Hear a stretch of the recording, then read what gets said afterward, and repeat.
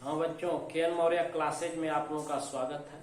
आज class 10th में हम लोग इस वीडियो में नया लेसन शुरू किया जाएगा। आपके तरफ से बहुत ही लापरवाही है। हम कहेंगे कि सब लोग वीडियो देखें। 250 से 300 बच्चे व्हाट्सएप ग्रुप से जुड़े हैं, जिसमें पिछले दिनों टेस्ट हुआ था, जिसमें 30 ही बच्चे शामिल हुए। तो अधिक से अधिक लोग वीडियो को देखें। यदि आप ऐसा नहीं कर रहे हैं तो अपने भविष्य को गर्त में ले जा रहे हैं। तो यहाँ से इस वीडियो में हम लोग नया लेसन, 9वां लेसन साइंस का जो है न्यू चैप्टर शुरू किया गया है, आनुवंशिकता एवं जैव विकास। इस लेसन का नाम है आनुवंशिकता एवं जैव विकास। तो आज इस वीडियो में हम लोग आनुवंशिकता के बारे में पढ़ा जाएगा, आनुवंशिकता के बारे में पढ़ा जाएगा, आनुवंशिकता के पिता पढ़ा जाएगा, आनुवंशिकता के नियम पढ़ा जाएगा, ठीक है ना। अब इसके बाद तब पढ़ा जाएगा ऑर्गेनिक इवोल्यूशन, जैव विकास। तो चलिए चलते हैं आनुवंशिकता तथा एवं जैव विकास। तो सबसे पहले आनुवंशिकता, हेरिडिटी। बच्चों, आनुवंशिकता है क्या? जानते हैं कि लैंगिक जनन के समय बहुत सी विभिन्नताएं पारगमित होकर एक जीव से दूसरे जीव में पहुंचती हैं। जैसे पौधा लंबा है तो उसकी अगली पीढ़ी में लंबा, बौना है तो बौना। आम के पौधे बीज से, गुठलियों से आम ही, बबुल्स के बीज से बबुल का पौधा ही, कुत्ते का बच्चा कुत्ते जैसा ही, आदमी का बच्चा आदमी जैसा ही उत्पन्न होता है। ये किसके कारण होता है? ये आनुवंशिकता के कारण होता है। तो आइए चलते हैं, आनुवंशिकता है क्या, हेरिडिटी क्या है। तो आनुवंशिकता बच्चों, ये आनुवंशिक पदार्थ और आनुवंशिक लक्षण दोनों से मिल करके बनी हुई है। आनुवंशिक पदार्थ क्या है? सभी लोग जानते हैं कि कोशिका के अंदर कोशिका द्रव्य और केंद्रक द्रव्य होता है, केंद्रक के अंदर केंद्रक द्रव्य होता है। केंद्रक द्रव्य की प्रकृति अम्लीय होती है। उसमें अम्लीय प्रकृति के कारण 2 अम्ल होते हैं, डीएनए और आरएनए। इनको न्यूक्लिक अम्ल कहते हैं। तो उसमें से जो न्यूक्लिक अम्ल डीएनए है बच्चों, डीएनए जो होता है उसी को आनुवंशिक पदार्थ कहते हैं। वही आनुवंशिक पदार्थ होता है ये डीएनए, ठीक है ना। और उस आनुवंशिक पदार्थ डीएनए के द्वारा ही आनुवंशिक लक्षण उत्पन्न होते हैं। ऐसे लक्षण उत्पन्न होते हैं जो पैतृक कोशिका से पुत्री कोशिका में, पैरेंटल जीव से जो उसके पुत्री जीव में पहुंचते हैं, या एक पीढ़ी से दूसरी पीढ़ी में पहुंचने वाले लक्षण को आनुवंशिक लक्षण कहते हैं। और उसको उत्पन्न करने वाले पदार्थ को आनुवंशिक पदार्थ कहते हैं। और वह है बच्चों डीएनए। और प्रत्येक कोशिका के कोशिका द्रव्य में केंद्रक होता है, केंद्रक में केंद्रक द्रव्य होता है, केंद्रक द्रव्य में न्यूक्लिक अम्ल होता है। और यह 2 प्रकार का होता है, डीएनए और आरएनए। सब लोग जानते हैं। तो जो डीएनए होता है वही आनुवंशिक पदार्थ है, क्योंकि डीएनए से आनुवंशिक लक्षण उत्पन्न होते हैं, ठीक है।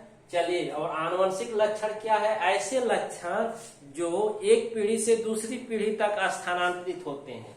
ये आनुवंशिक लक्षण को बच्चों ये हेटिक कैरेक्टर कहते हैं, और एक पीढ़ी से दूसरी पीढ़ी में स्थानांतरित होते रहते हैं।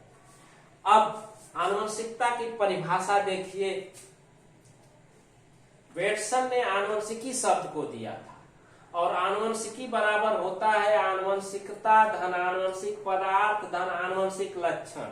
अर्थात जीव विज्ञान की ऐसी शाखा है जो तीनों का अध्ययन कराती है, आनुवंशिकता, आनुवंशिक पदार्थ और आनुवंशिक लक्षण। हेरिडिटी, हेरिडिटी मटेरियल और हेरिडिक कैरेक्टर, हेरिडिक मटेरियल और हेरिडिक कैरेक्टर, आनुवंशिक पदार्थ, आनुवंशिक लक्षण। अब देखिए, आनुवंशिकी शब्द को बेटसन ने दिया था, वर्ड जेनेटिक्स। आनुवंशिकी के जनक जीजे मेंडल है, आनुवंशिकता के पिता भी जीजे मेंडल है, और आनुवंशिकी के पिता भी जीजे मेंडल है, ग्रेग और जॉन मेंडल। तो अब इसी आनुवंशिक लक्षणों के कारण बच्चों, इसी आनुवंशिक पदार्थ के कारण बच्चों, इसी डीएनए के कारण बच्चों, इसी आनुवंशिकता के कारण बच्चों कोई भी जीव अपने जैसे जीव उत्पन्न करने में सक्षम होता है। इस आनुवंशिकी की नींव डाली मेंडल नामक वैज्ञानिक ने। ये मेंडल जो हैं, इनका जन्म बच्चों 1822 में ऑस्ट्रिया देश के ब्रुन नामक शहर में हुआ था। ऑस्ट्रिया देश के ब्रुन नामक शहर में हुआ था। ये जो है ब्रुन नामक शहर में एक किसान परिवार में पैदा हुए थे। ये 1847 में एक गिरजाघर के पादरी हो गए। ये गिरजाघर के पादरी से जब अवकाश पाते थे, समय मिलता था, उस समय इन्होंने मटर, एक पौधा है पाइसम सटाइबम गार्डन पे, इस मटर के पौधे में संकरण कराते थे, प्रयोग करते थे इस पर। और ये लंबे समय के कठिन परिश्रम के पश्चात इन्होंने कुछ नियम दिए, आनुवंशिकता के नियम दिए, लेकिन उस समय वैज्ञानिकों का उस पर कोई ध्यान नहीं गया, कोई वैज्ञानिक ध्यान नहीं दिया। इस नियम को मान्य लोग कर दिए, जिससे मेंडल को शॉक लगा और उस शॉक के कारण उसकी मृत्यु। 1900 के समय, ये इधर ध्यान से देखें, तो 1822 में ऑस्ट्रिया देश के ब्रुन नामक शहर में किसान परिवार में पैदा हुए थे। 1847 में मेंडल ने गिरजाघर के पादरी बने। अवकाश पाने पर मटर के पौधे में संकरण कराए और लंबे समय के कठिन परिश्रम के पश्चात 1866 में आनुवंशिकी के नियमों को दिए। आनुवंशिकी के नियमों को इन्होंने दिए, लेकिन वैज्ञानिकों ने ध्यान नहीं दिया, उस पर मान्यता नहीं दी, जिससे उनको शॉक लगा, सदमा लगा। 1900 में पुनः 3 जीव वैज्ञानिक डीबेरीज, शेरमैक तथा कोरेंस, 3 जंतुविज्ञ थे। जीव वैज्ञानिकों ने इनके नियमों को पुनः खोजा तथा उनके नाम पर ही इस नियमों को दिया और मेंडल के पोस्टुलेट पुनः सामने आए। इस तरह से बच्चों मेंडल को फादर की उपाधि आनुवंशिकी और आनुवंशिकता के दिए गए। अब मेंडल के सफलता के कारण क्या थे? मेंडल की सफलता के 2 ही कारण थे। मेंडल की कार्यविधि, प्रोसीजर, इन्होंने अपने कार्यविधि में सबसे पहले एक समय में एक ही प्रकार के लक्षणों को लिया था। एक समय में एक ही प्रकार के लक्षणों की वंशागत का अध्ययन किया और उस समय वैज्ञानिकों के द्वारा बच्चों एक पौधे के जीवन चक्र को एक लक्षण माना जाता था। इन्होंने F2 तथा F3 पीढ़ियों में लक्षणों के वंशागत का ही अध्ययन किया। 2 पीढ़ियों तक ही मेंडल ने अपने रिकॉर्ड को सुरक्षित और सही रूप से अध्ययन किया और सुरक्षित रखा था। आगे के क्रम में इन्होंने वंशागत के लिए, संकरण के लिए जो पौधे लिए वो शुद्ध नस्ली लिए, प्योर पौधे लिए और उनमें स्वपरागण रोकने के लिए उनके पुंकेसर, वर्तिकाग्र इत्यादि को काट देते थे और उनको अलग अलग क्यारियों में उगाया करते थे। दूसरा इनके सफलता का कारण था प्रयोग के लिए वस्तु का चयन, सिलेक्शन ऑफ एक्सपेरिमेंटल मटेरियल। प्रयोग के लिए वस्तु का जो चयन था, इन्होंने मटर के पौधे को ही चुना। क्यों मटर के पौधे को चुना? क्योंकि मटर के पौधे का लाइफ स्पान कम समय का होता है, जीवन काल 1 वर्ष में कई बार ये उगाया जा सकता है। पहला पॉइंट। दूसरा था कि ये भिन्न भिन्न लंबाई वाले तने की होती हैं, कुछ लंबी तने की तो कुछ बौने तने की। तीसरा, पुष्पों के भिन्न भिन्न रंग होते हैं, कुछ के लाल पुष्प होते हैं तो कुछ सफेद पुष्प होते हैं। और सबसे महत्वपूर्ण कि पुष्प द्विलिंगी होते हैं। क्या होते हैं? द्विलिंगी होते हैं। दोनों जनन अंग, नर और मादा जनन अंग एक ही पुष्प में समाहित होते हैं। तो द्विलिंगी पुष्प होने के कारण इनमें जो है परागण की क्रिया में आसानी होती है और इनके भिन्न भिन्न रंग के बीज होते हैं, कुछ पीले, कुछ गोल, कुछ पिचके, कुछ हरे, इस तरह से भिन्न भिन्न कलर ऑफ सीड होने के कारण इन्होंने तमाम लक्षणों के समावेश होने के कारण ये शुद्ध नस्ली होते हैं। इसलिए इन्होंने अपने प्रयोग में मटर के पौधे को ही चुना। ये दो चीज जो है, सिलेक्शन ऑफ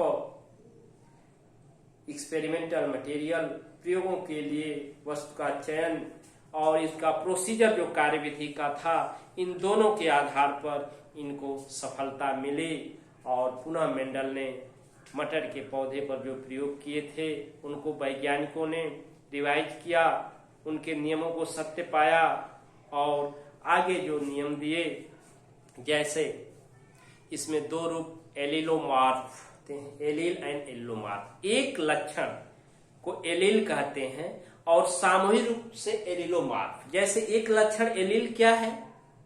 एलील लंबाई का लक्षण, बौनेपन का लक्षण, ये एलील है। लेकिन दोनों को एक साथ सामंजस्य कर दिया जाए, एक लक्षण के विपरीत दूसरा लक्षण बच्चों, जैसे लंबाई के लक्षण के साथ बौनेपन का लक्षण, लंबे तने की मटर वाले पौधे के विपरीत बौनी मटर, ये एलिलोमार्फ हुआ।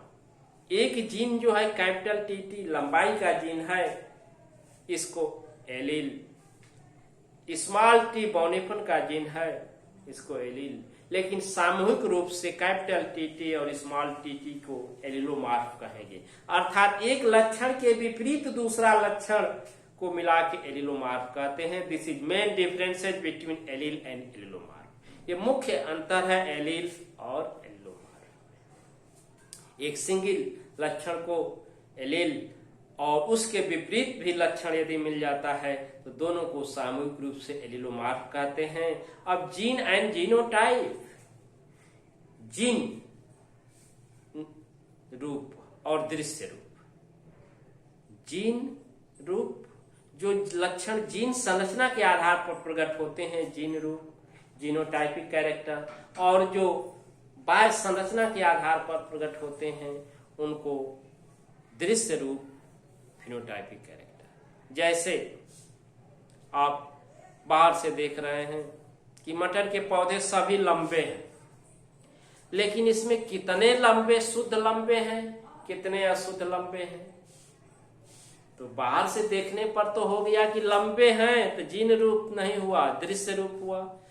एक शुद्ध लंबा, दो अशुद्ध लंबे, एक शुद्ध बौना, तो ये क्या हो गया?